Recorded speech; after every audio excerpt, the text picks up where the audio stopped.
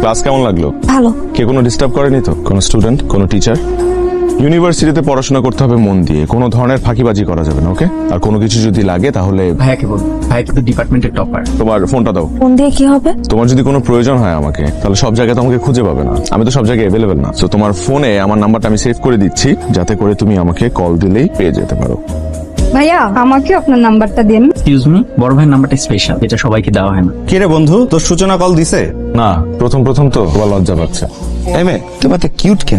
এই তোমার ফোনটা দাও তো, আমার ফোন নাম্বারটা দিয়ে দিচ্ছি, রাতে কথা। আমি ফোন ইউজ করি না। তোমাকে ভালো লাগছে? আমার দেরি হয়ে যাচ্ছে। ভাই বুঝলাম না, কেন মারতেছেন ভাই? মারতেছি কেন বুঝোস না? কি করছেন আপনি? আপনি আমার ক্ষমা করে দেন, আমি আপনাকে জীবনে নিশ্চয় করবো না। আচ্ছা ঠিক আছে, ক্ষমা করেছি। ভাই মাফ করছে। জায়গা কিছুক্ষণ আগে নাম্বার চাইলো, এখন এসে পা ধরে মাছ চাচ্ছে। কাহিনী কি বলতো? ওপর মহলে নজর আছে তোর দিকে। হ্যালো, কি ব্যাপার? ফোন দিয়ে কথা বলছেন না কেন? কথা বলে তো আপনি মারধর শুরু করেন। কে আপনি? আমি সূচনা। আচ্ছা, সূর্য আজকে কোন দিক থেকে উঠলো? রাতে তো সূর্য ওঠে না, রাতে চাঁদ ওঠে। তা ঠিক। আজকে ওই ছেলেটাকে মারলেন কেন? ওকে মারছি কারণ ও বেয়াদবি করছে। বেয়াদবি তো করেছে আমার সাথে, তাতে আপনার সমস্যা কি? আমার সমস্যা কি সেটা আমি আপনাকে এখন বলবো না, সেটা আমি আপনাকে কাল বলবো কফি খেতে খেতে। কালকে ওই ছেলেটাকে মারলেন কেন? মারবো না? সূর্য, একটা ছেলে তোমাকে টিজ করবে, তবে আমার ক্যাম্পাসে, আর ও পার পেয়ে যাবে, এত সহজ? তা ফ্যামিলিতে কে কে আছে? আমার মা মারা গেছে ছোটবেলায়, বাবা আছে আর বড় ভাই। তুমি ভবিষ্যতে কি করবা? আমার ফিউচার প্ল্যান এখনো করিনি। আমি মাইনা নিতে পারি, আমার বন্ধু বান্ধব আত্মীয় স্বজন তারা তো এটা এত সহজে মানবে না। তাই তোমার একটা ভালো প্রফেশনে ঢুকতে হবে। ট্রেন কয়টায়? 9টায়।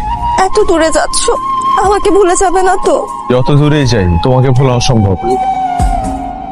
আত্মসম্মানে লাগে এমন কোনো কাজ আমাকে দিয়ে কখনোই হবে না।